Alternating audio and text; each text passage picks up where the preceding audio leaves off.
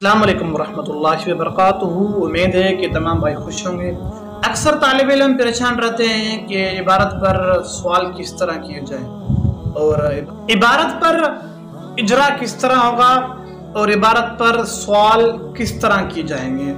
چلو ہم ایک عبارت لیتے ہیں اور اس پر ہم سوال کرتے ہیں۔ مثلا ایک عبارت ہے ان اللہ علی کل شیء قدیر۔ دیکھیں یہ عبارت ہے۔ سب سے پہلے یہاں سوال ہوگا کہ ہم نے ان کیوں پڑھا، ہم ان بھی پڑھ سکتے تھے نا۔ تو اس کا جواب یہ ہے کہ کلام کی ابتدا میں جب بھی کلام کی ابتدا ہو وہاں پر ہم ان پڑھیں گے، ان ہم کبھی بھی نہیں پڑھیں گے۔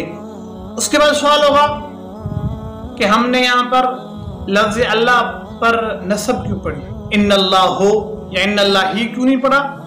تو اس کا جواب ہوگا کہ ہم نے پڑھا ہے کہ جب ان کے بعد کوئی معرفہ اسم آ جائے تو وہ ان کا اسم ہوتا ہے اور اسم ہمیشہ منصوب ہوتا ہے، تو لہذا ہم نے اللہ کو لفظ ان کا اسم بنایا، تو پھر ہم اس پر نصب ہی پڑھیں گے، رفع اور جر پڑھنا یہاں پر جائز نہیں ہے۔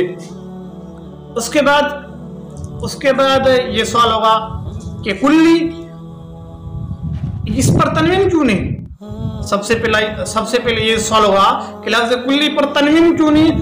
اس کا جواب ہم دیں گے کہ یہ کل لازم الاضافت، یعنی یہ ہمیشہ اضافت کے ساتھ ہوتا ہے، یعنی یہ ہمیشہ مضاف ہوتا ہے، اور ہم نے پہلے بھی پڑھا ہے کہ مضاف پر کبھی بھی تنوین نہیں آتی۔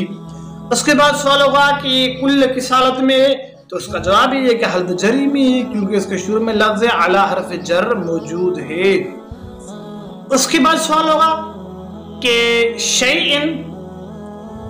شیئن مجرور کیوں ہے، تو اس کا بھائی جواب یہ ہے کہ شیئن مضاف الیہ ہے اور مضاف الیہ ہمیشہ مجرور ہی ہوتا ہے۔ اس کے علاوہ سوال ہوگا کہ قدیر مرفوع کیوں ہے، قدیر مرفوع کیوں ہے۔ اس کا بھائی جواب یہ ہے کہ ہم نے پہلے بھی قاعدہ پڑھا ہے کہ ان کے بعد ایک اسم معرفہ ہو، دوسرا اسم نکرہ آ جائے تو معرفہ ان کا اسم بنتا ہے، اور جو نکرہ اسم ہوگا وہ ان کی خبر بنتا ہے، اور خبر ہمیشہ مرفوع ہوتی ہے۔ اس کے بعد یہ سوال ہوگا کہ علی کل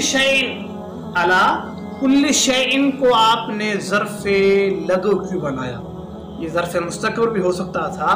تو اس کا بھائی جواب یہ ہے کہ جب کسی کا متعلق عبارت میں موجود ہو، جب کس کا متعلق عبارت میں موجود ہو تو ہم اس کو ظرف لغو بناتے ہیں، ظرف مستقر نہیں بناتے۔ تو بھائی یہ تھے کچھ چند سوال۔ آپ بھی اس طرح کوئی عبارت لیں، اس پر سوال کریں کہ اس پر رفع کیوں آئی ہے، اس پر نصب کیوں آئی ہے، اس پر جزم کیوں ہے، اس پر جزم کیوں ہے،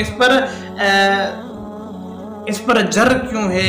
یعنی آپ اگر اس طرح سوال کریں گے تو آپ کی جو عربی گرامر ہے، ترکیب وغیرہ آپ کی بالکل